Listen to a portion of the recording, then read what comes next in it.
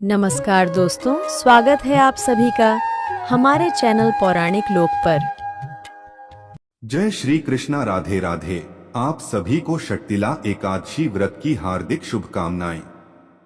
मित्रों, आज हम आपको इस व्रत की बहुत ही दुर्लभ कथा सुनाने जा रहे हैं। आशा करते हैं कि आप पूरी कथा को प्रसन्नचित्त होकर सुनेंगे। कथा इस प्रकार शुरू होती है।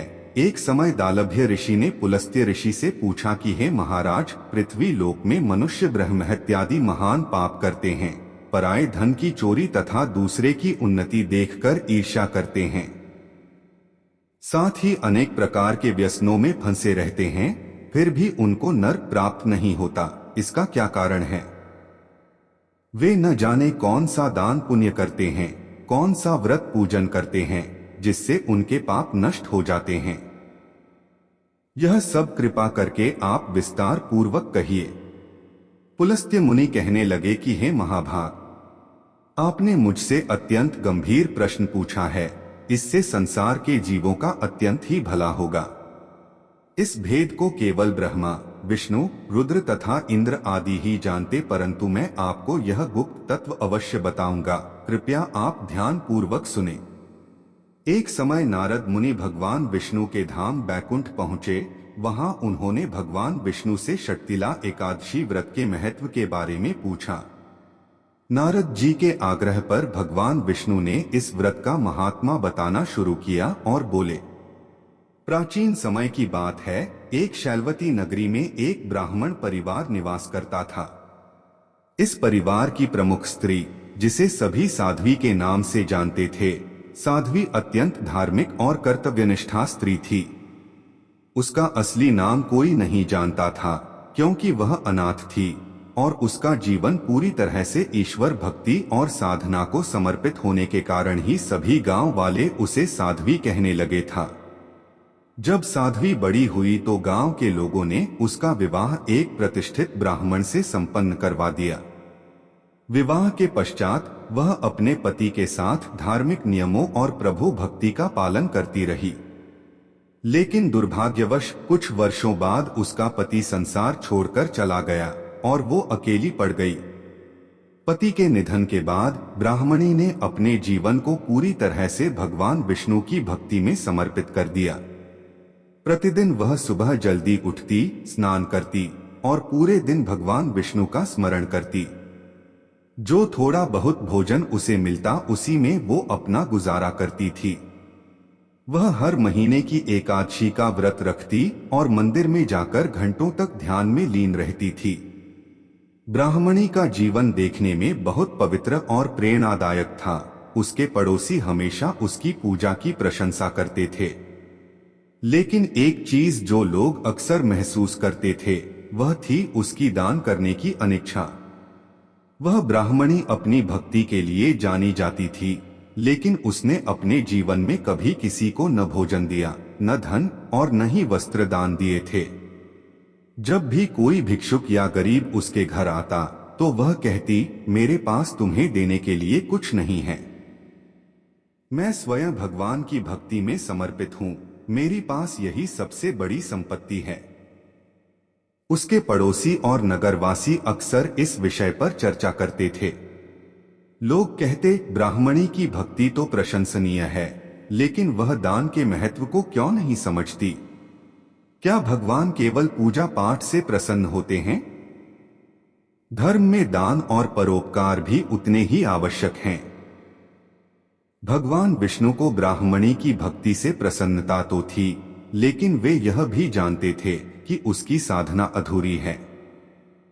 बिना दान और परोपकार के किसी भी साधना का फल पूर्ण नहीं हो सकता। भगवान ने सोचा, इस ब्राह्मणी को दान का महत्व समझाने का समय आ गया है। इसके लिए मैं स्वयं पृथ्वी पर जाकर उसे शिक्षा दूंगा।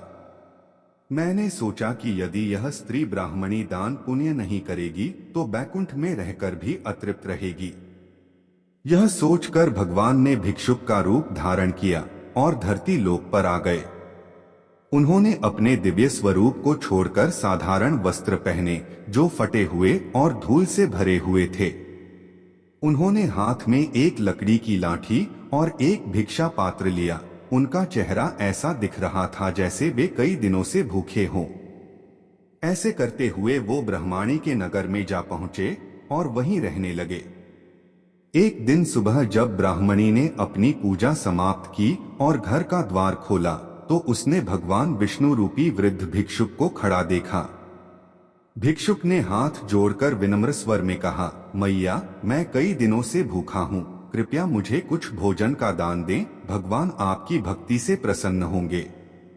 ब्राह्मणी ने भिक्षुक को देखा और कहा, मैं केवल भगवान की पूजा करती हूँ, मेरे पास देने के लिए कुछ नहीं है, इसलिए आप किसी और के घर जाएं। भिक्षुक ने कहा, माता, आपकी भक्ति तो अद्वितीय है, लेकिन बिना दान के आपकी पूजा अधूरी है। क्या आपको यह नहीं पता कि धर्म का मूल उद्देश्य दूसरों की सहायता करना है?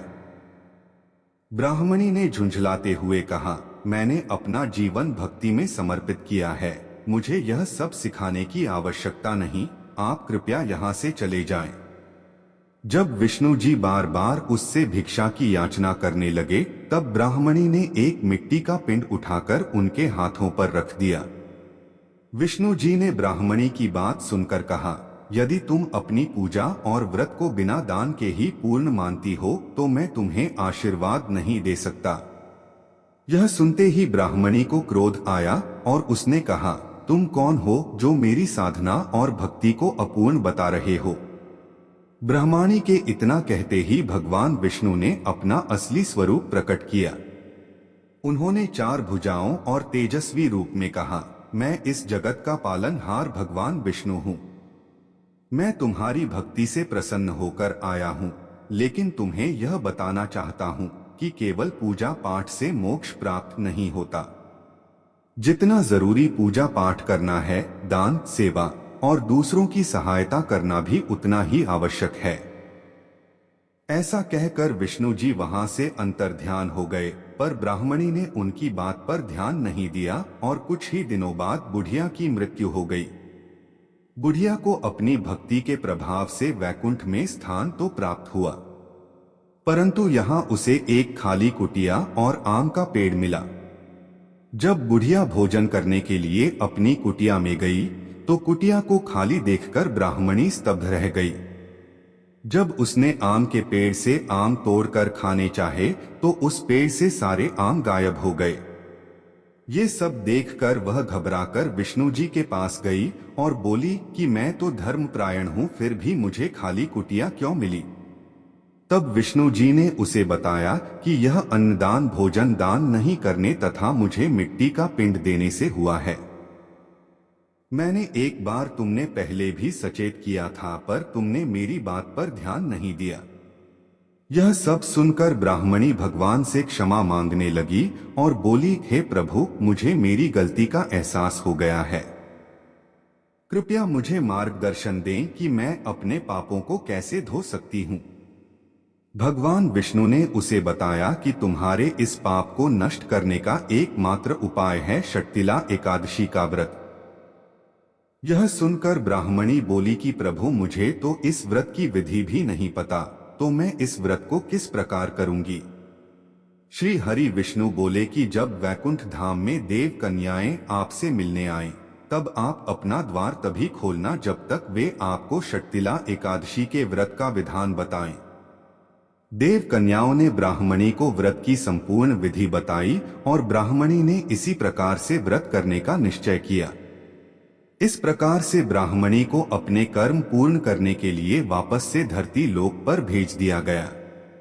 धरती लोक पर आने से पहले जब भगवान विष्णु ने ब्राह्मणी को तिल का उपयोग करने का निर्देश दिया तो उन्होंने ब्राह्मणी को इसका महत्व भी समझाया। भगवान ने कहा, तिल को सत्यनिष्ठ कहा गया है।